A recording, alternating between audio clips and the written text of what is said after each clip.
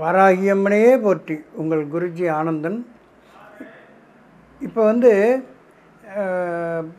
நட்சத்திர பொருத்தம் பார்க்கறது நல்லதா அல்லது ராசி பொருத்தம் பார்க்கறது நல்லதா, ஒரே மாதத்தில் பிறந்தவங்க சேர்ந்து வாழ்கிறது நல்லதா அப்படின்னு சொல்லி சில கேள்விகள் கேட்டிருக்கீங்க.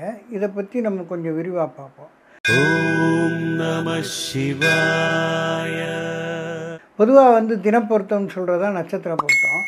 ஒரே நட்சத்திரத்தில் பெரும்பாலும் ரெண்டு பேரும் ஒரே நட்சத்திரத்தில் இருந்தாலோ அல்லது இரண்டு கிரகங்களுக்கு ஒரே ரச்சு வரும், அந்த ரச்சுக்களில் இருந்தாலோ அந்த இது ரச்சு பொருத்தம் இல்லைன்னு சொல்லுவாங்க. இப்போ உதாரணமாக செவ்வாயுடைய நட்சத்திரம் செவ்வாயுடைய நட்சத்திரம் சித்திரை, அவிட்டம், மிருகசீரிஷம் இந்த மூணும் ஒரே நட்சத்திரம், செவ்வாயுடைய நட்சத்திரம். இது பொருந்தாது. அதே போல் சந்திரனும் ராகும் பொருந்தாது, சூரியனும் குருவும் பொருந்தாது, சனி சுக்கிரன் பொருந்தாது, புதன் கேது பொருந்தாது.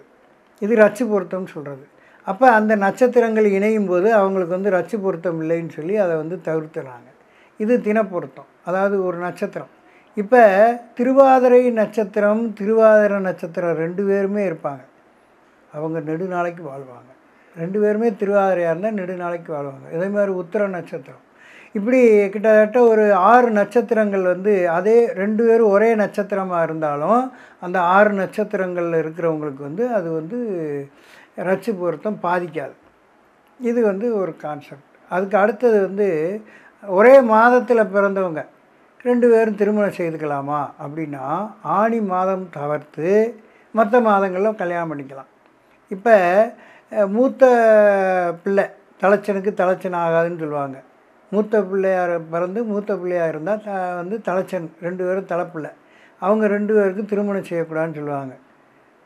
இப்போ முன்னாடி 10 பிள்ளை பெற்றாங்க, இப்போ ஒத்த பிள்ளை தான் பெற்றிருக்காங்க. அப்போ எனக்கு ஒரே ஆம்பளை பிள்ளை தான், எனக்கு ஒரே பொம்பளை பிள்ளை தான், ரெண்டு வீட்லேயுமே ஒரே பிள்ளை தான் அப்படின்னா அது மூத்த பிள்ளையா இளைய பிள்ளையா? ஒரு பிள்ளை தானே. அப்படி இருந்தால் அதுவும் ஆணி மாதத்தை தவிர்த்து மற்ற மாதங்களில் கல்யாணம் பண்ணிக்கலாம். ஆணி மாதம் மட்டும் முகூர்த்தம் குறிக்கக்கூடாது, மற்ற மாதங்களில் பிரச்சனை இல்லை. இப்போ ஒரே நட்சத்திரமாக இருந்தால் பண்ணலாமான்னு பார்த்துட்டோம், ஒரே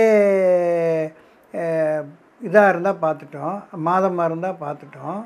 அதே ராசி எடுத்துக்கிறோம், ஒரே ராசியில் நம்ம பிறந்திருக்கிறோம், நமக்கு அது சரியாக வருமா அப்படின்னு சொன்னால், ஒரே ராசியில் திருமணம் செய்கிறது தப்பு இல்லை.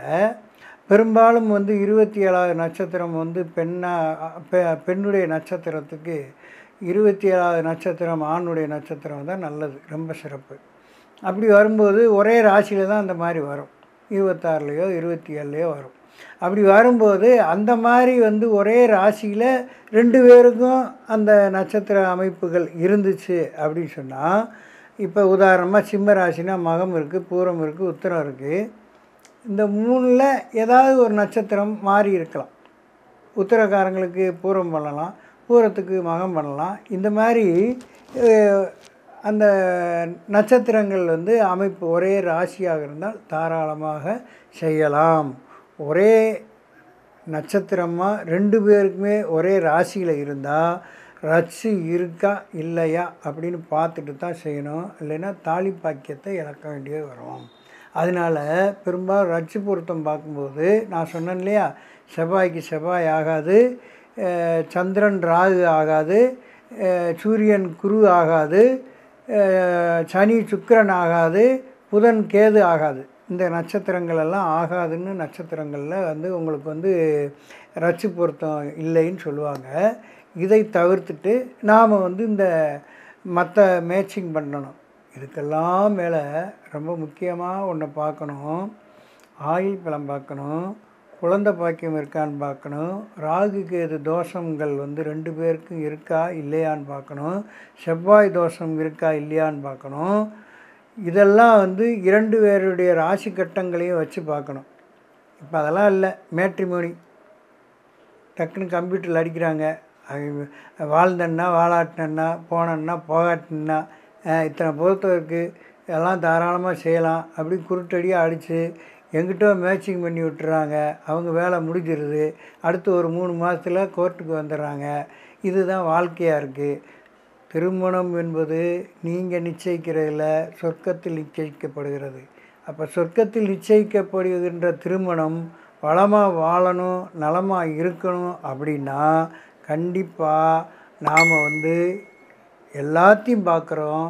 ஜாதக கட்டங்களையும் பார்த்து மேட்சிங் பண்ணி கொடுத்தீங்கன்னா நல்லா இருப்பாங்க, வளமாக இருப்பாங்க, நல்லதே நடக்கும், அதுவும் நன்மையாக இருக்கும். நன்றி, வணக்கம். ஓம் நம சிவாய.